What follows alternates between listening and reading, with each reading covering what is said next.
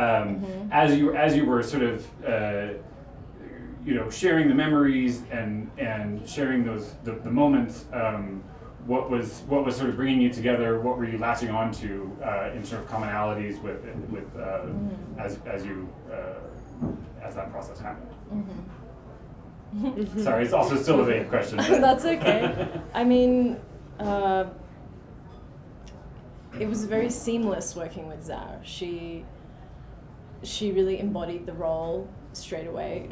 Even in the first audition that I saw, it was remarkable how much she was able to capture the duality of the vulnerability and the strength of this character. Obviously, it's inspired by my mother's story, me and my mother's story, but there's definitely one step removed. Once you start making a film, it becomes a different thing. And, Zahra comes with such a remarkable story. She has so much lived experience that had parallels with my mother's story, and I think that the bond that we had was somewhat unspoken. As soon as we started working together, we didn't really need to talk about our past that much beyond what was required for particular scenes, but it was something that didn't need words sometimes. Sometimes we'd just look at each other and we'd know what was required, and we had a very, very honest and I think a wonderful collaboration. I think the whole the story of this movie for me from the very beginning was about just how you overcome your traumas. And I think I know this experience, I'm still trying in my life. And, when I heard about the story of Noora's mom and Noora, I think that this violence toward women, first of all, it's universal. And most of us, that would be shared with many other women around the world. And we know it, you have the base, you don't really don't need to talk about it that much. But Noora was really generous, and her mom too, and they shared very personal and private documents and recordings and many mother and daughter moments with me, and that really helped, to just find a way to kind of channeling my own story to this story, to her mom's story. And what were the parallels? I guess if you don't need to say it, we don't need to say that, but yeah. What is the question? What were the parallels, I guess, with her mother and you? I think from the first meeting we met each other. First of all, Noora sent me some recordings that Yazdana had. At some point you asked Yazdana to tell her story. Yeah. And then those files, they were just kind of shared with me, most of them. And then I met Yazdana in Melbourne. And she shared with me even more files and more recording of that time, the trial and court and everything she had almost. And that's how I think, just hearing all those recordings of that time, it made everything for me very alive. And I think I just found somehow my own experience of life in just how you face a patriarchal society, how you face somehow that misogyny mindset of living in a country like Iran, Maybe all those stories was happening at that time 20 years ago, I don't know when, but 30 years ago. Still happening now.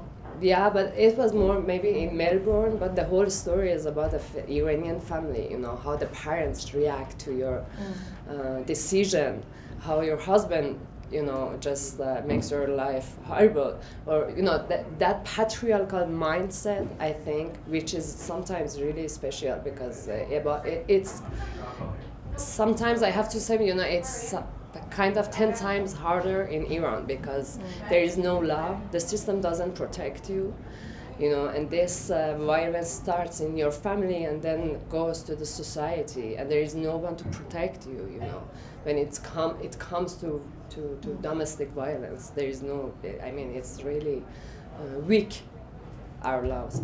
And I think that was where I just really connected myself to the story of the family, you know.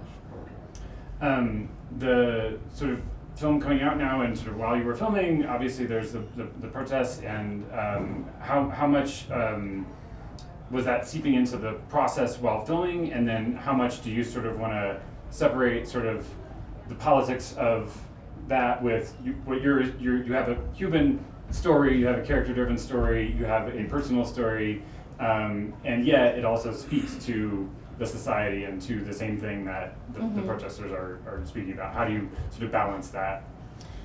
Actually, the revolution in Iran started with the murder of Mahsa Amini, and that didn't happen until after the shoot. We were a few weeks into the editing of the film when all of this was taking place, and my editor and I lost so much sleep, you know, because we were following the news and trying to contact our family. The internet was blocked. It was a very difficult time. We felt very powerless because we wanted to do something to help, you know, the situation and the women in Iran fighting for their freedom and for their lives.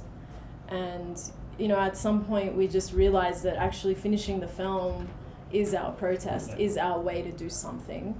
And the parallel between the film and what's happening in Iran, it was just incredible I still can't fathom it, you know, that, you know, my mother's story is just one of so many stories, and now the world knows about the bravery of Iranian women.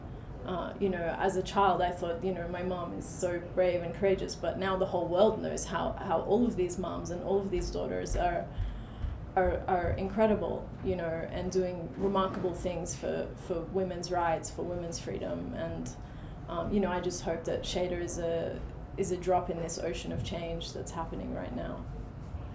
And you've been sort of taken the Holy Spider spotlight and said, like, look, and you've done a great job of sort of redirecting that and being an activist sort of right away as soon as you were able to, and I'm sure that came from a long history as well, but like, you've been able to sort of shine that spotlight right away to the protests, and what's that sort of has that been deliberate, and what's that felt like, and you know, now here's another opportunity, right? Yeah, it's a very strange feeling, you know. It wasn't, you know, all these movies, they became all of a sudden timely this much, and it's really important for me. I'm so happy to, you know, it's all about sad stories, and I feel that I make people, the audience, suffer like every night in every. Some great dance moves in this. There was dancing, there was some laughing, we had some joy. Yeah, but everyone was crying around me, you know, like. Yeah, absolutely. But I think it's important, especially this movie is a very unique movie for me. You know, first of all, just story of this mother and daughter being told by daughter. You know, I mean, it's important because it's a female journey. It's not again another male director coming and just telling a story about like women in a society. You know, it's a unique female story, and this is for me an example, like inspiring. You know, her mom and she's like they are inspiring characters as exactly all those women who are fighting for freedom today in Iran, just to give them, just to having back their just basic rights. It's the same story, and you know, I'm really inspired by each of them. You know, every woman I see in Iran, and this amazing director. I'm so inspired by Zahra. I mean, it's important. I mean, I think we need to just support each other in a world that is, especially in a society like Iran, where they don't want to give you your voice and your rights. These kind of movies and these kind of protests and this kind of, you know, these actions are just really important. And I feel somehow I'm supporting this movement also by choosing this kind of movies, you know, these stories. And do you feel like that sort of your sort of very unique position over the past, like, I don't know, like 9 months, like, did it sort of feel right? Did it feel natural, like, in terms of being able to say, like, hey, I'm winning awards, and like, hey guys, this is what you should be paying attention to. Yeah, no, it's hard, but again, I think I'm happy to have these these movies and being able to speak out, to talk about, to bring it up, all stories about these brave Iranian women and men just fighting in streets in Iran and But yeah, it's just because we need to talk about our artistic aspect of right. It's movies, a and it's a very thinny.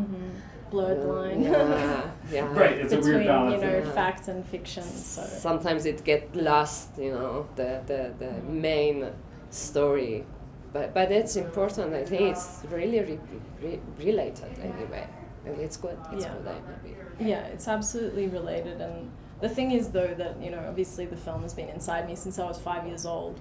Like sort of developing, because that experience in the women's shelter was so formative, and I wrote this film.